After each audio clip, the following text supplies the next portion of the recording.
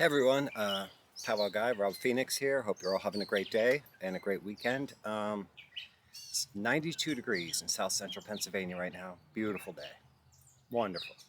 I've been outside all day, but I wanted to make this update because it's been a while, but I have some things to say. First of all, we're in the waning moon. So the waning moon is a good time to plant your bulbs and your root veggies, like potatoes and carrots and such. So if you're doing any kind of planting this weekend, good time for those things. Also, because we have the moon in the sign of Aquarius, it's a good time to powwow for the lower parts of the legs, like between the knees and the ankles, that shin kind of area and your calves. So good time to powwow for that. Uh, and I just want to say that, oh, mint. I have here, this is black peppermint. I love mint. So in the summertime, when it's really hot like this and you have some ice water, you can pluck off a couple of the leaves from your black peppermint, really any kind of mint. Um, just bruise them up a bit and put them in there. That'll help keep your stomach soothed, your digestion on track. Because sometimes when it's really hot, we overcompensate with fluids and then we can have like digestive distress. um,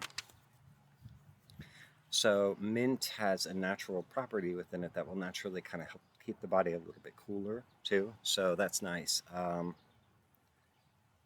yeah, mint. This is black peppermint. It smells amazing. I love black peppermint. Okay. I just want to remind you all that though, powwow is simplistic. Powwow is, using some natural things, calling on God to help heal some stuff. So to that end, if you see like products out there that are labeled as like powwow products, like candles and oils and all kinds of things, we don't actually use those things. So just don't be fooled into thinking you have to go out and purchase all these candles and these like scented oils and such. You don't need to do that. We can make our own medicines at home just with the plants from our garden. Um, don't need candles. You need, it's our faith in God that does the work for us. So we don't need to buy products that are charged with intentions and such like that. That's not that. Speaks to me of a lack of understanding of the powwow tradition. So just be careful. I don't want you to get taken advantage of by somebody who's in it for money.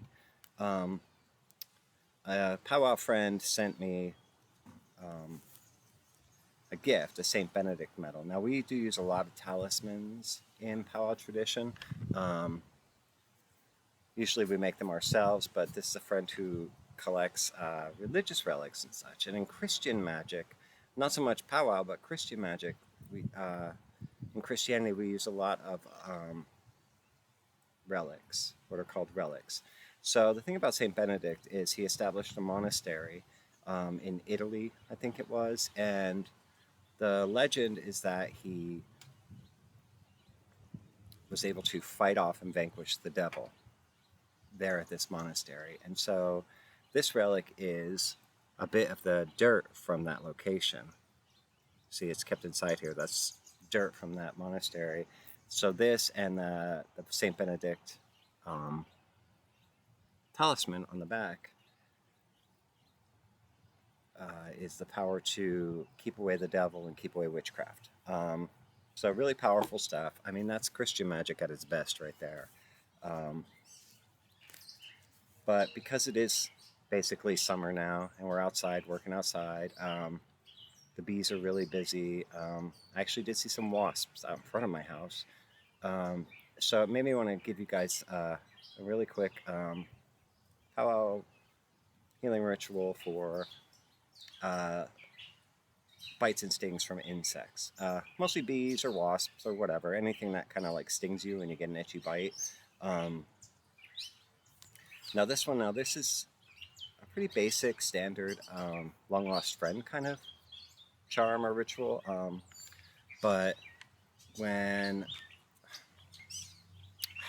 I don't know where I was, but I was in a grocery store. It was like a Giant or something. And I came out into the parking lot, and there was a woman there who recognized the friend that I was with. And then she was talking to me, and we got talking about powwow, and she said that her great-great-grandfather used to powwow for her when she was a girl. He was a beekeeper, and he would do this charm. Now, it was kind of basic, long lost friend, but it's a slight variation of that.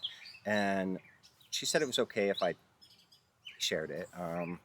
It was just something she grew up with, but she did not herself practice it. But she taught it to me, and she said it's okay to use it. So if you get stung by something, here, okay, you're just going to take your pointer finger and circle around it, all right, around the area where you're stung, okay, and say, "Humbler brumler, do not sting until a blessing the devil brings."